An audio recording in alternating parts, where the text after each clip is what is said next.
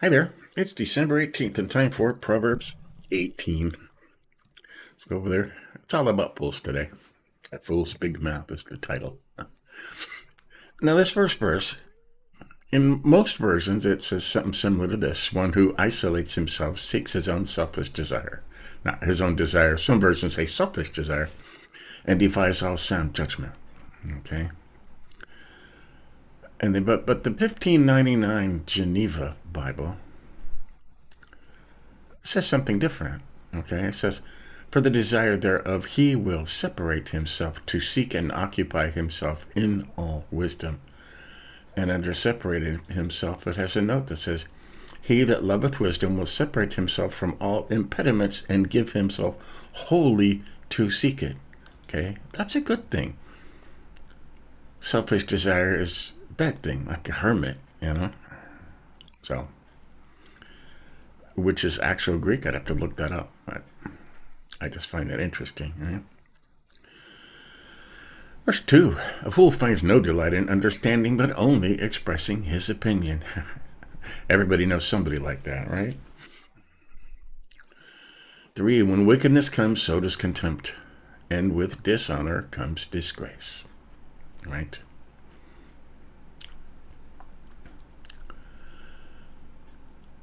The words of one's mouth are deep waters, a fountain of wisdom, a flowing brook. Right, deep waters. Means there's a lot down there, right? A lot down there. 5, showing partiality to the wicked is not good, nor is depriving the innocent of justice. Happens everywhere now, huh?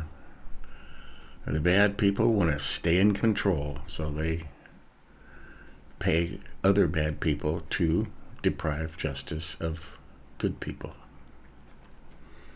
Right. 6, the lips of a fool enter into an argument, and his mouth invites a beating. You got that? Keep your mouth shut. And there's more. A fool's mouth is his ruin, and his lips are a snare to his soul.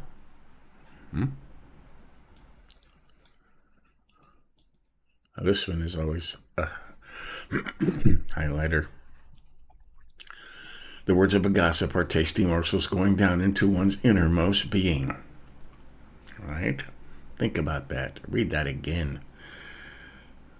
The words of a gossip are tasty morsels going into one's innermost being. Right? They have made gossip a multi-billion-dollar industry, right? Telling you other people's business that has nothing to do with you. And it goes on everywhere. It goes on in church. It breaks up churches, gossips. Right? Did you hear what happened to so-and-so? Well, it's none of my business, so I don't want to hear it. And it just keeps going and going. Right? It's a poison that gets into your system, innermost being. You need to get away from that stuff. 9, one who is slack in his work is brother to one who destroys. Right? If you don't do anything, you might as well be breaking things. There's a good one. The name of Adonai is a strong tower. The righteous one runs into it and is safely up high. That's a good one. You could write a song out of that, right? And I bet you there have been. 11, a rich person's wealth is a strong city, or like a high wall in his imagination. You got that? He thinks he's safe because of his money, but you just have more enemies, okay? You don't have any money, you don't have any enemies because you got nothing anybody wants. All right? 12, before ruin, a person's heart is proud, but humility comes before honor. How many times do we say that, right? Before you ruined a person's heart. Pride goeth before a fall, right? There's another one. Humility, humbleness, always comes before honor. You're honored when somebody else lifts you up, not when you lift yourself up. 13, one who answers before listening, that is his folly and his shame. There's a more arguing, right? More about arguing from 15 to 16 and 17. They put little tidbits everywhere. Right? You cut somebody off before they finish speaking. Right? That is your foolishness and shame. Right? Listen to the whole thing. Don't blurt out something. You're right. Listen.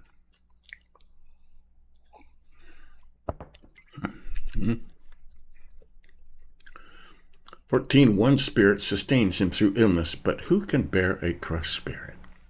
We've talked about this before, about the spirit. When the human spirit is crushed, all hope is lost. Right? That's most of the homeless people. They have a crushed spirit. 15, a discerning heart gains knowledge. The ear of the wise seeks knowledge. What are we doing? We are seeking knowledge. Overcoming opposition and offenses. Okay. A man's gift makes room for him and leads him before great men. Right? People always love people bearing gifts, right? The first to state his case seems just until another comes and cross-examines him. Right? Now, we've talked about this in the American court system. I don't know about other countries, but in the American court system, the accuser always goes first, okay? This person, stole this person's car on February the 3rd, and he drove it into a lake and set it on fire and burned it in the lake, right? And people go, ooh, he did all those things, until another comes and cross-examines him, okay? And then the accuser goes first, and then the defendant gets their turn last, okay? And they can come up and say, on February 3rd, I was in the army, and I was stationed in Okinawa, Japan, and wasn't even in the country, so it wasn't me. And then suddenly, since the defendant said, oh, he's proved himself innocent, right? The accuser seems right until the defense cross-examines him. 18, casting lots ends quarrels and decides between mighty opponents, right? It's a football player, so a great big like this, and this little guy flips a coin, a little tiny coin, right? Decides between mighty opponents. And they take that as that's the way it is. Right? 8:19, an offended brother is more formidable than a fortified city, and quarrels are like the bars of a fortress. How do you offend a brother? Gossip about him, right? And you will never get him back. 20, from the fruit of the mouth, a man's stomach is filled. With the harvest of his lips, he is satisfied. Right? Fruit of your mouth. That gives you, or what you eat, a whole new meaning, right? You say kind things, nice things, only edify people and build them up. Your stomach will be filled. The harvest of your lips, you'll be satisfied with that. If you say evil things, just the opposite. 21, death and life are in the control of the tongue. Those who indulge in it will eat its fruit. That goes with this. From the fruit of your mouth, your stomach is filled. Death and life. Words have a lot of power. They have the power of death and life. You can tear somebody down, or you can build somebody up. Okay? Choose to build them up, no matter what. All right? That will come back at you. Okay, 22. Whoever finds a wife finds good and receives favor from Adonai. Okay, now you notice it says, in all versions, it says wife. Wife. All right, there's a note on this one. Yeah, Proverbs 19. We'll read that tomorrow. Wife. Okay. It doesn't say he that finds a girlfriend, he that finds a lover, right? He that finds a wife. Ladies, men, whether they admit it or not, they are looking for a wife. Not a girlfriend, not a lover, a wife. Okay? If you want to get a good man, be a wife. What does a wife do? Same as men. You build him up, right? You support him, you help him, you become part of him. Doesn't matter what kind of car he's driving or the clothes he's wearing or if his hair's too long or short. If he's got a good heart for the Lord, be a wife. Okay? You could go a lot. You could talk for a long time on this one verse, okay? Verse 22. 23, the poor request favor, but the rich answer harshly. Right. Happens. Statement of fact right there. 24, a man with many friends may be harmed by them, but there is a friend who sticks closer than a brother. Hey, what's the note over here? That is oftentimes such are found which are more ready to do pleasure than he that is more bound by duty. Right. Everybody's up for a party, huh? Everybody's up to party with you. But when the times get tough, there's usually one person that will stick to you closer than a brother. Just one. So there's Proverbs 18. Good stuff, huh? And we talk about this one.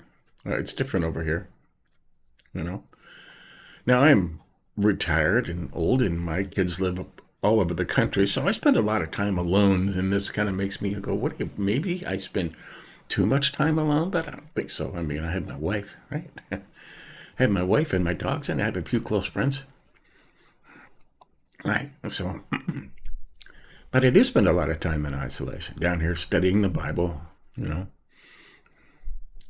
So I automatically am drawn towards the Geneva Bible version that says, for the desire thereof he will separate himself to seek it and occupy himself in all wisdom, or he that loveth wisdom will separate himself from all impediments and give himself wholly to seek it. All the distractions away and study the Bible like I'm doing now, right? But this version and most other versions says one who isolates himself seeks his own, and some even have an adverb, their selfish desire. You know, the Christian standard says selfish desire and defies all sound judgment. Okay? I mean, you should get out with people and be part of your church, but not all the time, okay? We highlighted 8. The words of a gossip are tasty morsels going down into one's innermost being. Into the bowels of the belly, it says over here. They are soon believed and enter most deeply. Right. That's trouble with gossip. It may not be true, but people you tell are going to believe it. Okay?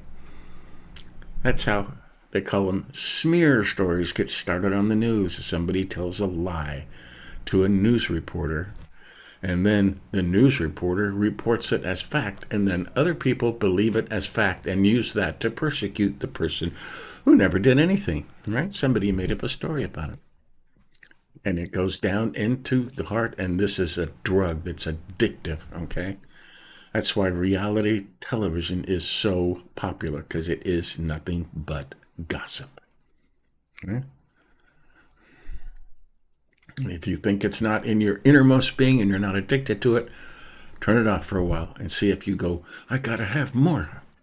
Okay? I don't thought you know. And just a good saying in 10, the name of Adonai is a strong tower, the righteous one runs into it and is set safely high up. Exalted, set high up, right? Part of 11, a rich person's wealth is a strong city or like a high wall in his imagination.